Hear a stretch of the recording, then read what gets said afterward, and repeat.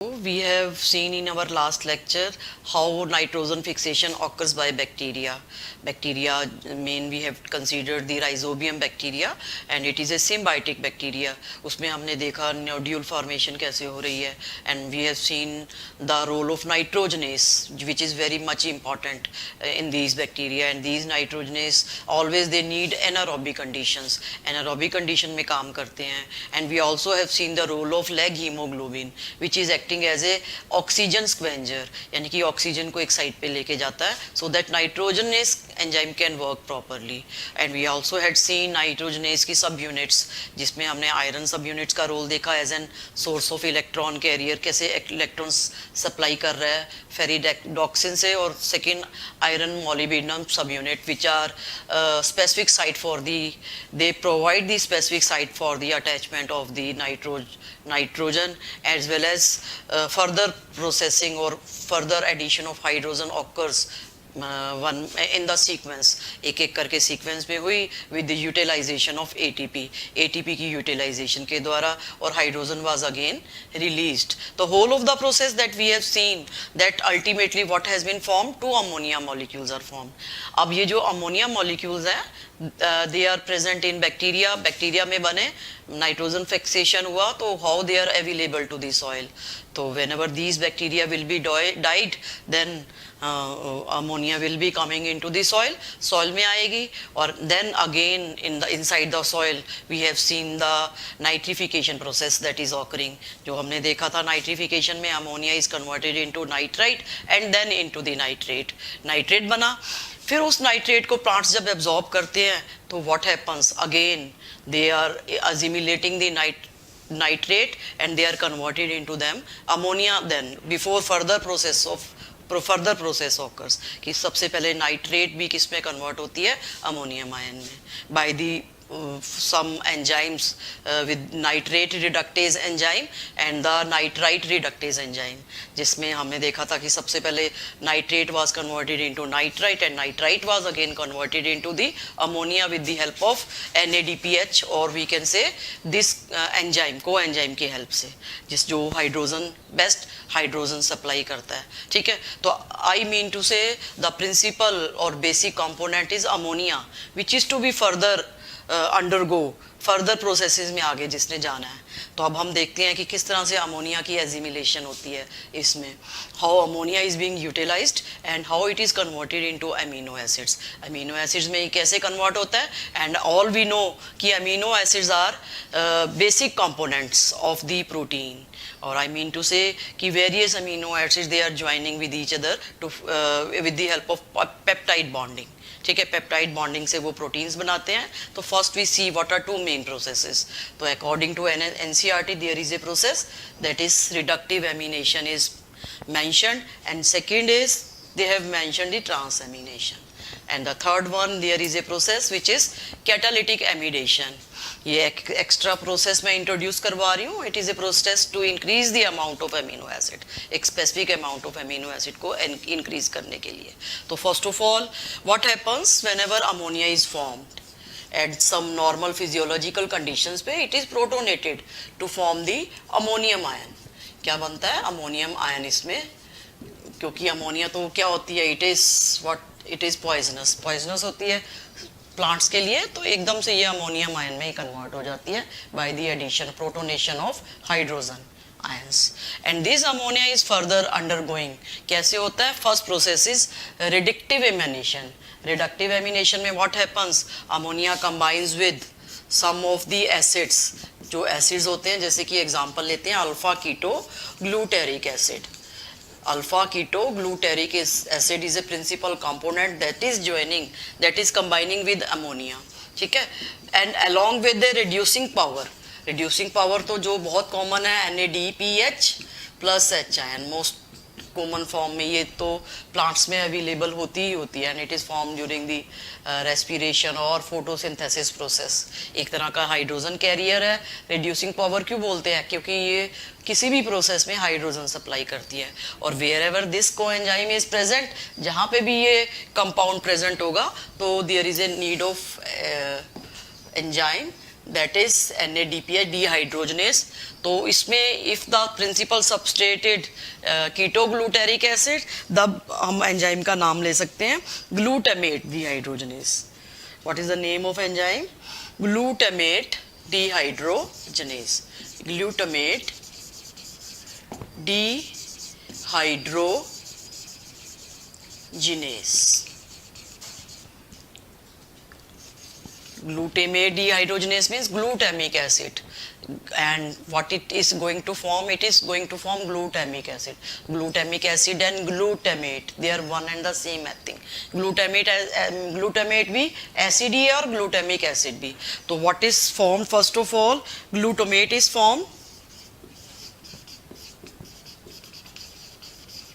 plus water molecule is formed plus NADP is released again to participate further in the reactions. यानी कि ये reducing power से hydrogen निकल कर क्या जाते हैं, ग्लूटामिक एसिड बनाते हैं या ग्लूटामेट बनाते हैं. One water molecule is released and NADP is formed again. So this process of first acceptance of ammonia with the help of alpha ketoglutarate acid. There is one more example we can take of. If we take ammonium ion with and join it with oxaloacetic acids, all they are very common acids formed in the metabolic reactions of the plants. ये available होते हैं, और जब ammonia oxaloacetic acid के साथ join करती है, again with the help of reducing power, same reaction है and same reducing power is there. तो अब इसमें what we say aspartic acid बनेगा, तो aspartate dehydrogenase is the name of enzyme. Aspartate dehydrogenase that is formed. ठीक है, aspartate dehydrogenase, and what it is forming? Aspartic acid. Aspartic acid plus again water molecule is released, and this reducing power is available in the form of oxidized form. That means hydrogen is removed और फिर से वो available होगी, so that further process can takes place. अब ये तो process हो गया किसका?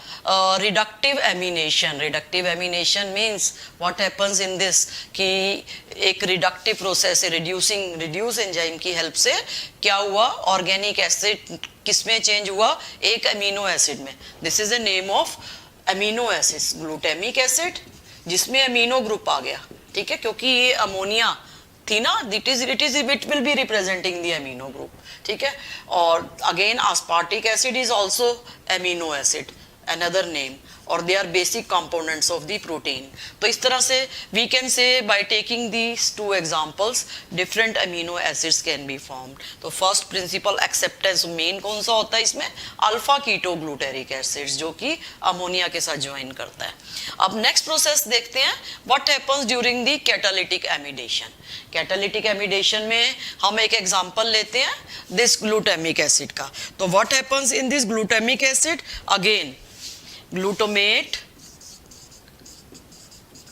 joins with ammonia, फिर अमोनिया से ज्वाइन करता है, फिर with the help of ATP, ठीक है, and under the process of synthetase enzyme. कौन सा? glutamine synthetase. glutamine synthetase, इसका क्या मीनिंग है कि ये ग्लूटामीन बनता है. सिंथेटेस जो कि एक एमाइड है, सिंथेटेस. तो what is form? Glutamine is form. Glutamine is form. What happens during this process? Once again I am telling you कि ये जो भी glutamic acid बना with the by this process reductive amination से what is formed? Glutamic acid has been formed. अब principal quantity of glutamic acid what is going? It is again combining with ammonia. इसमें एक amino group तो था ही, एक amino group और join हो गया. जब दो अमीनो ग्रुप यानी कि they are rich source of nitrogen and they are having two amino groups, that is why name is glutamine which is also called the amide. इसको हम क्या बोलते हैं? Two amino groups called the amides. ठीक है, अब ये क्या होगा? Whenever it is formed again it will combine with alpha ketoglutaric acid. फिर से आ जाएगा अल्फा कीटोग्लूटेरिक एसिड जो मेन था basic component. Alpha ketoglutaric acid and plus with again what we can say alpha ketoglutaric acid के साथ glutamine join करेगा, glutamine with join and with again reducing power NADPH plus H ion. अब इस बार what is going to form, again we are forming the glutamate. तो glutamate synthetase is the name of enzyme. Glutamate synthetase is the name of enzyme. Again what is going to form? Glutamic acid is formed. 2 molecules of glutamate plus NADP और reducing power is again oxidized, NADP is form. एक बार फिर से समझा रही हूँ, ये जो एक्स्ट्रा रिएक्शन है कैटालिटिक एमाइडेशन में, फर्स्ट ऑफ ऑल ये किस लिए रिएक्शन होती है, प्लांट्स में ऑटोमेटिकली चलती हैं. दिस कैटालिटिक एमाइडेशन के दौरान व्हाट हैपन्स, इस प्रोसेस में what is going to happen during this catalytic amidation. Catalytic amidation में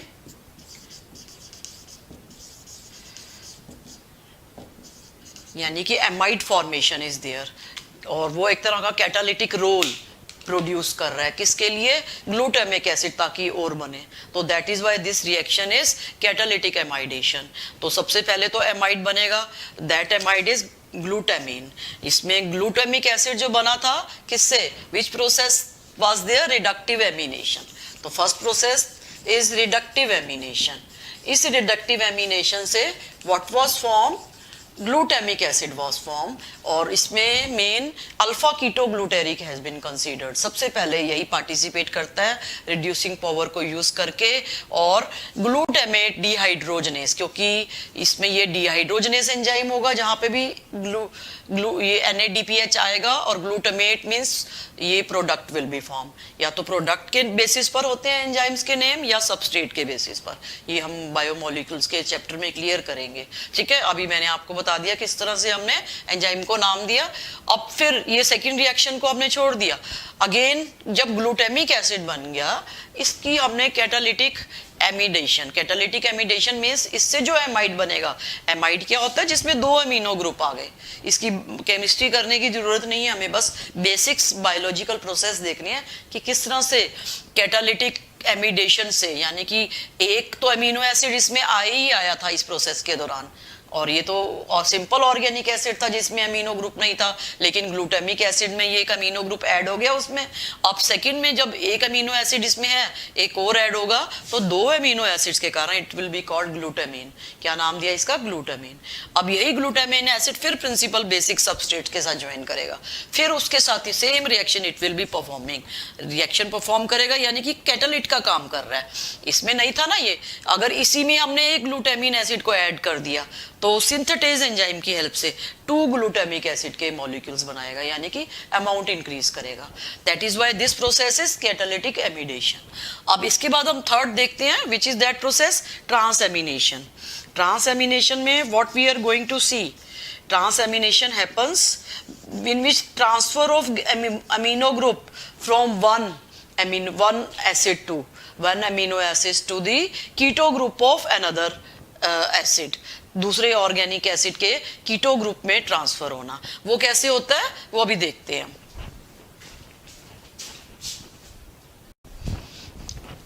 तो ट्रांसएमिनेशन में डिफरेंट अमीनो एसिड्स कैसे बनते हैं, by transfer of amino group. Transamination occurs by transfer of amino group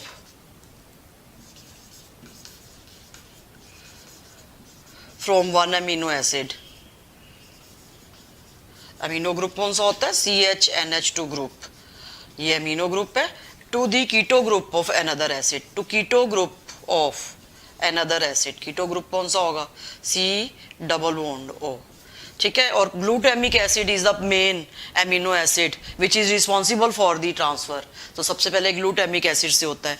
तो अब इसमें हम एग्जांपल देखते हैं, जैसे कि we have taken one amino acid हमने लिया है, जिसमें we have taken this one acidic group and one hydrogen. ये एक अमीनो एसिड तो है ही है, ठीक है, अमीनो एसिड्स का प्रिंसिपल फॉर्मूला क्या होता है? Alpha carbon is in the centre, 1 alkyl group is there, 1 hydrogen ion and 1 amino. ये basic acidic and basic group तो होते ही होते हैं, ये तो 3 कॉमन होते ही होते हैं। ये एल्काइल चेन वेरी करती है। और दूसरे का आपने कौन सा लिया? कीटो एसिड लिया। कीटो एसिड यानी कि R2 कोई दूसरा एसिड है। कीटो एसिड क्यों बोला इसको? क्योंकि इसमें ये कीटो ग्रुप प्रेजेंट है। ये अल्फा कीटो ग्लूटेरिक एसिड या कोई भी एसिड का आपने ग्रुप लिया और उसमें this is a acidic group. तो इसमें what we have to do, simply transfer करना है। जब भी इन रिएक्शन में ऐसे में हम कॉम्बिनेशन कराएंगे ना, तो what we are going to form, we will simply exchange both of this two. इनको हम चेंज कर देंगे ट्रांसएमिनेशन रिएक्शन में। R1 जहाँ पे है वहाँ पे R2 आ जाएगा। तो R2 and CH and amino, ठीक है। ट्रांसएमिनेशन से ये ग्रुप चेंज हो रहे हैं ना, और कुछ नहीं हो रहा। And that is why this reaction is transamination. और यहाँ पे R1 आ जाएगा कीटो ग्रुप से, ठीक है। तो इस तरह से हम कह सकते हैं what we can say transamination reaction से there are different kinds of amino acids are formed and glutamic acid a principal is a type of principal amino acid that is involved in the transfer of such kind of reaction। कौन सा main है? glutamic acid। तो moreover what we can see glutamine and asparagine, ये दो हमने देखा ना। तो इसमें हमने देखा किस तरह से ये कैटालिटिक एमाइडेशन से ग्लूटामिन बना।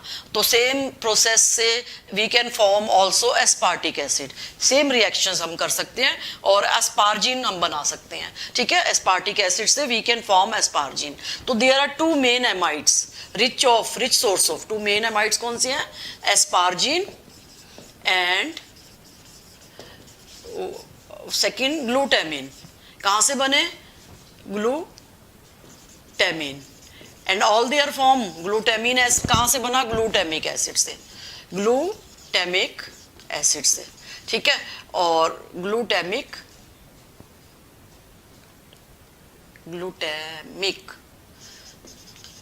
एसिड से बना ये एसिडिक ग्रुप। और ये एस्पार्जिन कहाँ से बना? एस्पार्टिक एसिड से। तो एसिड का मीनिंग क्या है? एस्पार्टिक एसिड, कि जिसमें COOH ग्रुप हो, ठीक है। और इसमें क्या है? अगेन COOH ग्रुप है। तो ये दोनों ही अमीनो एसिड, लेकिन जब ये देयर इज, बस आपने इतना ही देखना है कि ये बने कैसे। कि जो COOH ग्रुप है ना, यहाँ पे फर्दर एक अमीनो एसिड ग्रुप ज्वाइन हो जाएगा, ठीक है, अमीनो ग्रुप। और यहाँ पे भी अमीनो ग्रुप ज्वाइन हो जाएगा। तो what we are forming this glutamine, यानी कि हाइड्रोक्सिल पार्ट को रिप्लेस करके दोनों में जब अमीनो ग्रुप ज्वाइन होगा तो already whenever there is 1 aspartic acid में एक पहले है, एक और ज्वाइन हो गया, तो what they are forming? Asparagine बन जाएगा, ठीक है। और इधर से भी ग्लूटामिक एसिड के हाइड्रोक्सिक एसिड ग्रुप के हाइड्रोक्सिल ग्रुप से अमीनो ग्रुप ज्वाइन हुआ तो ग्लूटामिन बन गया। तो आई mean to say they are rich source of nitrogen. उसमें तो एक था ना, अब इसमें 2 है। प्रिंसिपल सोर्स ऑफ नाइट्रोजन, ज्यादा नाइट्रोजन होने के कारण they are able to transport with the help of xylem channel. Xylem channel से जहाँ पे भी wherever they are needed और help in formation of protein, xylem channel से नीडेड पार्ट में ले जाए जाते हैं और प्रोटीन सिंथेसिस में इन्वॉल्व होते हैं, ठीक है। There is one more form that is called the urates, rich source of nitrogen and it is present in nodules of soybean. Soybean की नोड्यूल्स में क्या है? रिच सोर्स इसका है यूरेट्स का। रिच सोर्स ऑफ नाइट्रोजन है, maximum nitrogen, और ये यूरिट्स की फॉर्म में ट्रांसफर होती है। और कहाँ मिलती है? नोड्यूल्स ऑफ ग्लाइसिन मैक्स और या सोयाबीन प्लांट्स के अंदर, ठीक है। तो इस तरह से the whole of this assimilation process is completed and all these are important questions. यूरिट की फॉर्म कौन सी है? It is form rich source of amides, एक हाईली रिच नाइट्रोजन सोर्स है एमाइड्स का। और किस फॉर्म में ट्रांसफर हो रहा है? नोड्यूल्स में बन रहा है और यूरिट्स की फॉर्म में ये सोयाबीन में ट्रांसफर होती है। और asparagine and glutamine, asparagine and glutamine are also 2 important amides. They carry more nitrogen as compared to aspartic acid or glutamic acid. So this completes the what we can say assimilation of nitrogen. So the whole chapter is completed. Now we start with the next chapter.